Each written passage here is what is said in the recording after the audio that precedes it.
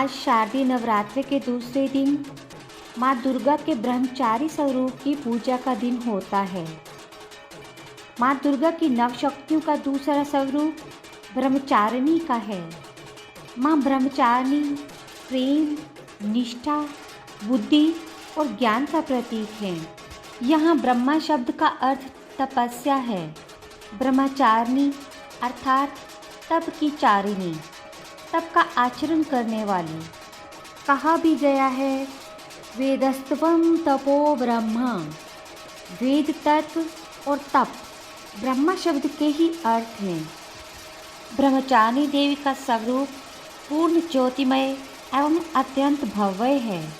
इनके दाहिने हाथ में जप की माला एवं बाईने हाथ में कमंडल रहता है। देवी ब्रह्मचारिणी की आराधना करने से अनंत फल की प्राप्ति एवं तप, त्याग, वैराग्य, सदाचार और संयम जैसे गुणों की वृद्धि होती है। जीवन के कठिन संघर्षों में भी व्यक्ति अपने कर्तव्य से विचलित नहीं होता। माँ ब्रह्मचारिणी देवी की कृपा से उसे सर्वत्र सिद्धि और विजय की प्राप्ति होती है। लालसाओं से मुक्ति के लिए माँ ब्रह्मचारिणी का ध्यान लगाना अति शुभ माना जाता है। माँ ब्रह्मचारिणी को गुड़हल और कमल का फूल बेहद प्रिय है। माँ ब्रह्मचारिणी को चीनी और मिश्री और पंचामृत का भोग लगाएं और माँ को दूध से बने व्यंजन अति प्रिय हैं। माँ को सफ़ेद और पीले वस्त्र अर्पण करें। तो चलिए आरंभ करते हैं माता ब्रह्मचारिणी की कथा। हिमवान के घर में जन्मी माता पार्वती जब अपने बाल्यकाल में अपनी सखियों के साथ खेल रही थी, तब नारद मुनि वहां आए।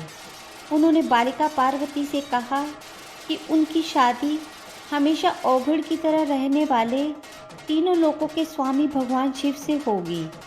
इतना सुनकर उन्होंने मन ही मन शिव जी को अपना पति मान लिया और भगवान शिव को अपने पति के रूप में पाने के लिए कठोर तपस्या करने लगी। कुछ दिनों तक कठिन उपवास रखे और खुले आकाश के नीचे वर्षा और धूप के घोर कष्ट सहे। 3000 तक टूटे हुए बिल्व पत्र खाए और भगवान शंकर की आराधना करते रहे। इसके बाद तो उन्होंने सूखे बिल्व पत्र खाना भी छोड़ दिया। कई हजार वर्षों तक निर्जल और निराहार रहकर तपस्या करती रही। पत्तों को खाना छोड़ देने के कारण ही इनका नाम अर्पणा पड़ गया। कठिन तपस्या के कारण देवी का शरीर एकदम क्षीण हो गया। देवता, ऋषि, सिद्धगण, मुनि सभी ने ब्रह्मचारिणी की तपस्या को अभूतपूर्व पुण्य कृत्य बताया, सराहना की और कहा, हे देवी, आज तक किसी ने इस तरह की कठोर तपस्या नहीं की है। ये आपसे ही संभव थी।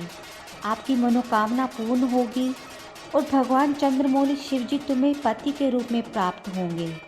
अब तपस्या छोड़कर घर लौट आओ। जल्द ही आपके पिता आपको लेने आ रहे हैं। माँ की कथा का सार ये है, जीवन के कठिन संघर्षों में भी मन विचलित नहीं होना चाहिए। माँ ब्रह्मचारिणी देवी की कृपा से सर्व सिद्धि प्राप्त होती है। एक बार प्रेम से बोलिए, जय माता दी।